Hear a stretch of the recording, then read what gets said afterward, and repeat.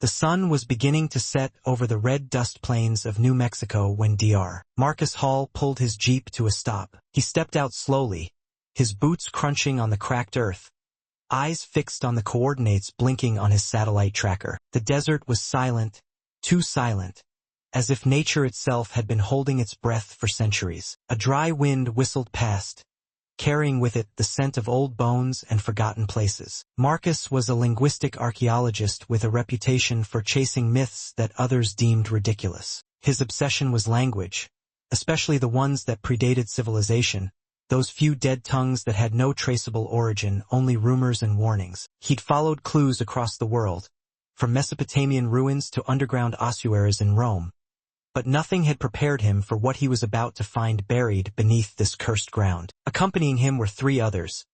Jenna Reyes, a no-nonsense archaeologist with a sharp tongue and a sharper instinct for danger. Trevor Knox, a former Marine turned mercenary with an arsenal in the back of the Jeep.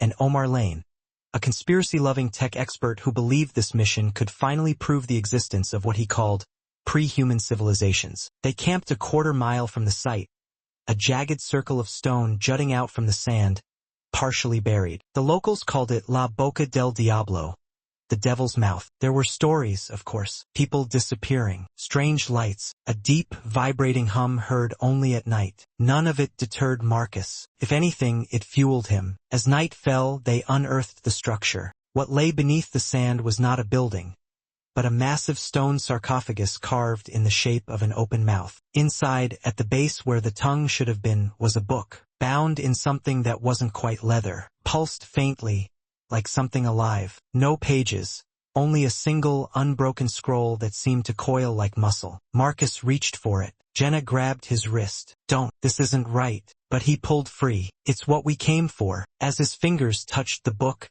the earth groaned, literally groaned, as if something beneath the surface had shifted in its sleep. The wind stopped. The stars above blinked out one by one, swallowed by a spreading, unnatural darkness. Omar's equipment died instantly. Trevor lifted his rifle. Something had changed. They brought the book back to the tent. It refused to open. There was no seam, no lock. It was as if it didn't want to be read. That night, Jenna awoke to a whisper. It came from inside her head, a language she didn't understand but instinctively feared. When she looked over at Marcus, he was sitting upright, eyes open but unfocused, mouth silently mimicking words that didn't belong to any living tongue. By morning, Marcus had changed. He was quiet, distant. His eyes were too dark, like the pupils had swallowed the irises. He kept touching the book, whispering to it. The others argued. They wanted to leave. Then Omar vanished. 1 minute he was digging through his gear, the next he was gone. No struggle, no sound, just gone. They searched the area,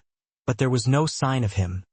Not even footprints. Only a smear of something black and sticky near where he'd last stood. Trevor suggested they burn the book. Marcus became violent, screaming in that unknown language, eyes rolling back in his skull. That night, the dreams came. Jenna saw a vast temple beneath the earth, built of flesh and bone, where robed figures knelt before a pulsing book. Their mouths were sewn shut. Still, she could hear them chanting. The book in her vision opened not with hands, but with blood. As the pages turned, something massive stirred in the dark. When she woke, Marcus was gone, and so was the book. They followed his footprints into the desert. The wind howled like a living thing, and shadows moved just beyond the edge of their vision. The trail led back to the stone mouth. Inside, they found Marcus standing over a pit.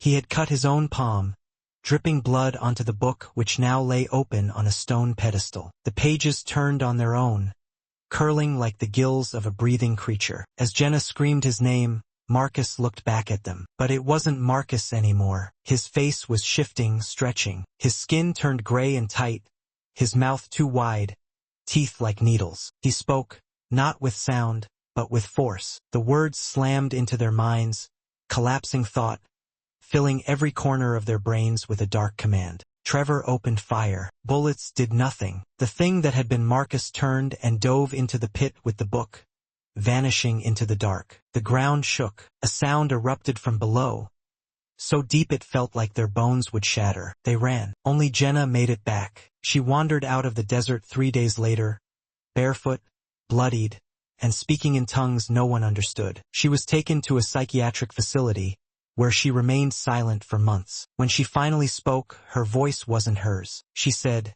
"The book is open. The mouth is hungry." Then she bit off her own tongue and died. Since then, strange frequencies have been reported in the New Mexico desert. Animals avoid the area. Military satellites glitch when they pass over. Some say the stars above that place don't align with any known constellation. And every now and then, people still go missing, drawn to the ancient hum of something beneath the sand. Something that's still reading, still learning, still waiting for the rest of the world to open its mouth.